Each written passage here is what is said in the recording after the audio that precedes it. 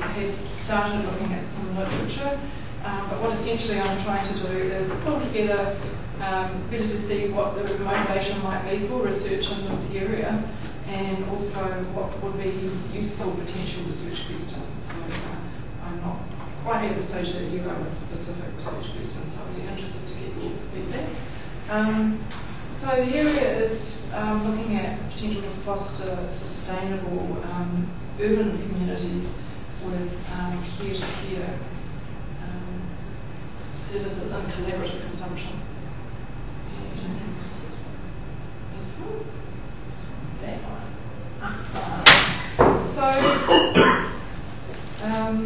Interestingly, the day that I was doing this, somebody sent me the little black and white photograph, which I thought I'd add that in. Me helping my dad do some sustainable gardening very early age, which is kind of unrelated, but it's because it came the same day that I was doing stuff. So anyway, what's interesting, I guess, is that we can actually try a lot online at present. We can compare prices, we can look at goods, we can compare things. It's very, very hard actually to look in our local area. What happens on the web is optimised around business commercial models, unless we go to dedicated websites that look after specific things to do with transport or buying and selling goods. So currently, it's actually quite hard to find out what might be really close to us if we don't happen to know our neighbours. We don't know what we could share with them. And the classic thing is the lawnmower. If you have a lawn and you want to mow it, I don't know if it's the same everywhere, but in New Zealand everyone has this lawnmower sitting in their shed. But there's also quite an interesting next slide. I'm coming to the next slide. Now, there's actually some research that's starting to show that by fostering connections around resource sharing, that it can improve social connectivity in the community, and that's the other really interesting area. Because as you can see here, predictions show that 70% of the world's population will actually be living in urban areas by 2050. So there's going to be diminishing space, which in itself may drive reduced consumption, but probably increased requirement for sharing and potential for increased social isolation. So this is the proposition that we need some more local resource sharing to drive eco-efficiency, but I've got the quotes later on. So there are things already happening in this area, so I'm thinking of what could be done for the research community to run with this. So there's a little bit of local relevance. Being in New Zealand, New Zealand has chosen a brand of being 100% pure, which has proved a little embarrassing from time to time. So it's used for marketing, for tourism, but of course, can't put any country be 100% pure. But a particularly interesting thing is that top right-hand corner, at the local level, the city that I live in, Victoria University's in Wellington, our mayor is known to be an activist, a green activist, and rode a bicycle to the airport to meet Hillary Clinton.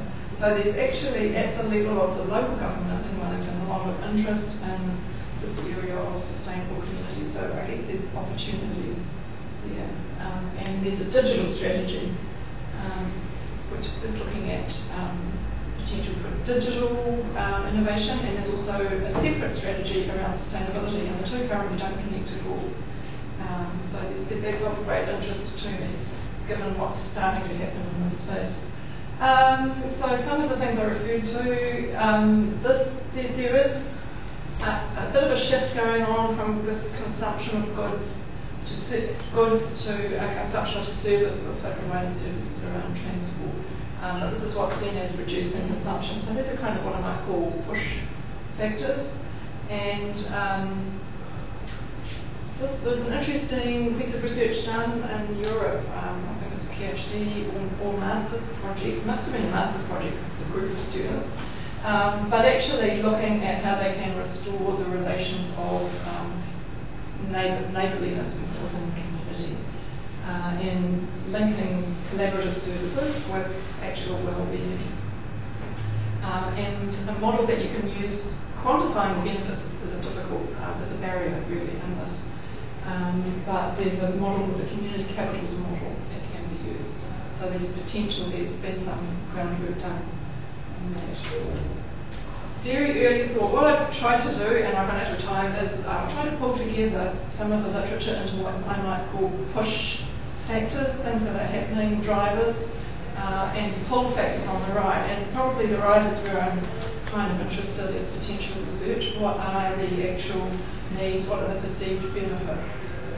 So looking at who the stakeholders in this are people in the community, but also local government. There would be potential benefits to local government and to local business. And at business level is quite an interesting issue around local economy. How will businesses derive benefit? If people start sharing things with each other more, what will be the implications for business? How can business actually turn this into a potentially beneficial situation? There are a number of things happening already. If you look at e-business models, there's customer to customer, grassroots sharing things happening. Neighbourhoods, relay rides, get around, various things happening. And these models which are business to community like Zipcar. So again, there seems to be some tension between the business model, where businesses are deriving benefit, and the actual peer-to-peer, community to community. So I tried to do this analysis and realised it was very complicated, but what we do have is a marketplace situation. There's definitely a many-sided market or a two-sided market, and I looked at the work of Piccoli because essentially these things up here are all happening in little areas. So there's things around sharing cars, things around public transport, sharing other resources, but there's no one marketplace. But potentially, if you look at the history of other markets, often you get a dominant platform emerging where there's more services shared on one platform. So this is one potential thing that may happen. But anyway, I got this idea really. This is about managing on shifting sands. I thought of doing some action research, and the first thing I was going to do work at the local level would be to find a digital marketplace or platform to work with, and it's changing so fast at the moment. This is an interesting issue.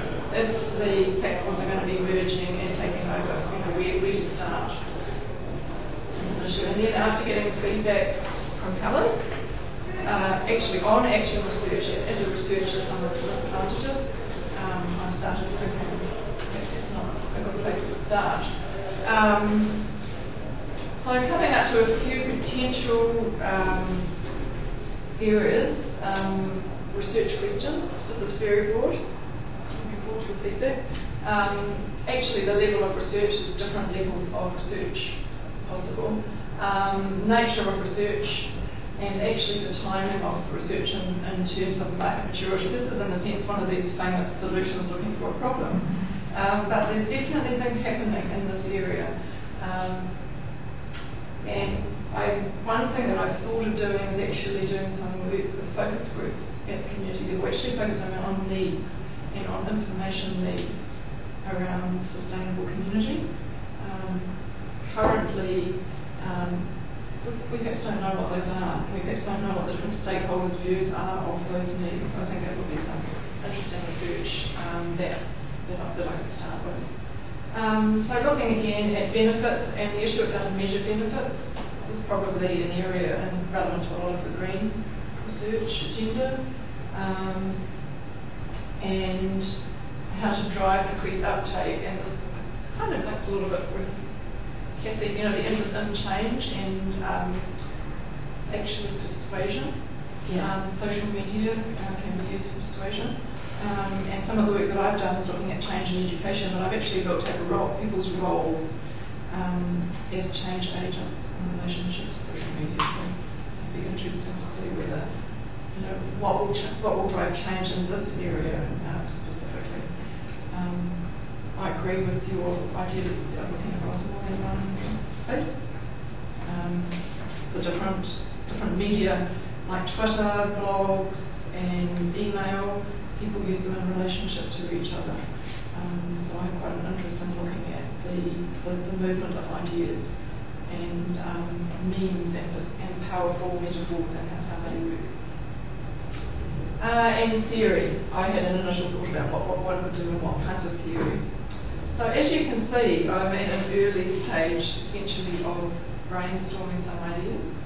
I haven't got a research question isolated, but a few ideas. But just to say we have quite a long way to go. This is a kind of embarrassing thing to show, but this is unfortunately from my home city. It's Wellington, I crossed it out. But no, there's a recycling program, and I was quite horrified. Again, on the same day, I think that we did the workshop to find this absolute abuse of the recycling system, which is very, very sad. So there doesn't seem to be any accountability associated with misuse of the systems. These people were just putting rubbish in with the recycling, and so people at the council have to deal with this. This is kind of a red herring, but I just thought I'd put that. Not quite 100% pure. No, that's right. I mean, there's this gap between the marketing, between the rhetoric, there's gaps in the strategy. The strategy would appear to be driving in the right direction, but there seems to be a need to join the strategy up with some of what's starting to emerge in the market and for some research to actually help to make those connections. So that's the end of the presentation, but I'd be interested in getting feedback. Well, I hope I didn't put you off by action research, because I actually quite like action research, but it's tough. It is a challenge to do it well. And if you're wanting to initiate change, you can do it, but keep getting the balance between what you're doing as research and what you're doing as action is always Making that. I actually wanted to. But what I thought about actually, there's a lot of location-based social media tools that are getting a lot of negative attention because of the whole privacy thing, But actually, it would be interesting to. Is it something called Foursquare? I don't know if you've heard of that. Yes. Yeah, so it would be interesting to take Foursquare and use it as a way to indicate either needs or resources and have people check in. I have a lawnmower. I have, I have this. Now there are some what they call free cycling email lists, but they're just like this huge list of all sorts of things. But if there's a way to take some of these location tools and combine them, that would be very interesting. Yeah. And I think you're right about the platform. I think it's going to be mobile. I think it's going to be mobile. So it needs mobility and it needs opt-in, therefore it needs trust, because if you don't disclose your location, it's not going to actually work. It requires a location. Right. And that's a key thing, is building that trust. Yes. So I think mobile gives you the location, it does give you the mobility too. So I think that would be very interesting. Yeah, and so it's very much in that intersection of use of social media, but actually sharing your location and what will drive that. Yeah. Comments, feedback, questions? Yeah. Two little points. It's always interesting. Will be different modes of resource sharing. I don't know if you're talking about the same thing, but in France, people can hire. You can hire a computer for 2 hours from your neighbor. You can hire a lawnmower, and it's a private, non-taxable for the moment, but it's a going thing for people unemployed. So actually, you can hire your apartment for 3 hours. So neighbors are hiring their tools. So that's one mode of resource sharing. How does that work economically? Is there alternative economy? Yeah. Very it's parallel. It's not an alternative. It's parallel. And they have tokens, because we used to have a babysitting club where we had tokens and you could babysit each other's kids. Yeah, no, it's cash. No, it's cash. It's a system. It's the alternative system of surviving when unemployed or wherever. So it can be computers, can be your luggage when you go on holiday. This might be a good solution. So there's different modes of hands-on. And secondly, linked to what actually exists, what's emerging, is it's always interesting to see why people don't want to share, rather than what do they want. What what are the reticence? For example, if I put a lawnmower, I don't want it to be broken by someone. Who's going to fix it? Yes. And So those what are the barriers- pragmatics as if it were a real micro business? You know, and we have in France, service industry, we have checks for gardeners, for people who help us. And the individual householder is considered as a real employer who pays, who has responsibilities to the gardener who comes and irons. So the real responsibility that everyone can be a micro employer. It's not just handing out money. So the modes are different, and also the reasons not to would reveal why people would if the barriers weren't there. Very interesting. And, Probably need some sort of insurance, wouldn't you, to reassure and to say, you know, Just wondering if there's actually an ecology of roles where there's new business opportunities arising at the local level. Yeah. Fixing the lawnmower that your neighbour broke. Would be interesting. Well, probably another name would be Solana. Yeah. We go back to the 70s of the guys who talked about the Illich.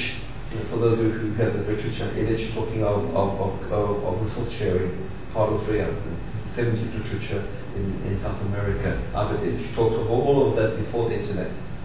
I don't know. Has anyone read Albert Illich? It's really the 70s. It's the left of the 70s. And Albert Illich, if you really read his stuff, it's very much today. But this was before. So, I mean, it's interesting because you're talking about different structures, network or hierarchy, and you're talking about different business models, really. Different ways of networking, but they overlap, they're connected. Sorry, In Greece, I have heard about some networks that where we have resource sharing, not of products but services. For example, I can offer you a haircut, I can fix your computer, so there is no issues of if I make a what is it? If I broke your product, who will fix it? It's exchange of services, so there is no issues like this. So I've also looked at nannying, babysitting, Yes. hiring a grandmother, or I think the social side of the services may be an important part to complement the resource sharing. The human resources. French law was changed to allow what we call solidarity economics because it's to do with tax trees. Ultimately, you're changing services and you can be named. So French law now allows that legally, but it's barter. Yes, right. So it's exchange, and that has to be taken into account. I was just about to make a comment also about what Kata just presented. I think what's actually happening is, or what could be very useful, is to look at those things in terms of affordances. This is what I'll be talking about as well, because what's essentially happening is there's certain technologies and at the interface, not only the individual but also policy structure and so forth, different things, we could say, emerge, be it business models or different ways to interact, and it's all about reinterpreting technology in a way. So, and this is what I like the how question a lot, basically. So how do we use it also in a more normative manner? How could we use Twitter? So what does it afford? So not in a deterministic way, but what that emerges, what business models emerge, and what, in an environmental sense, how can we appropriate technology in a way that leads to more sustainable action? And I think this is a theoretical lens that works for both the things that you presented. Right. And it's changing so rapidly, and so you have a need for something, and you look around for this is what we've been doing, looking around for the technologies that will do that, or a group of tools that will do that. Exactly. Of that, you cannot consider isolated tools anymore. It's always different tools, and how do they interact, and what affordance emerges based on that interaction and effects that I would say. And that's definitely what we want to do for this group, to look at what technologies we can use. But there is a theoretical framework that's and it's a theoretical lens that you can use for. Yeah, that is exactly the right word. I was thinking of it, but I couldn't. So thank you. I'll write it down now. That's fun. Did you tell them? Yeah, it's almost Yeah, seven that was seconds. really good. Give 7 seconds on whoever you do want. Okay, there, you're done. Thank you. Okay, thank you.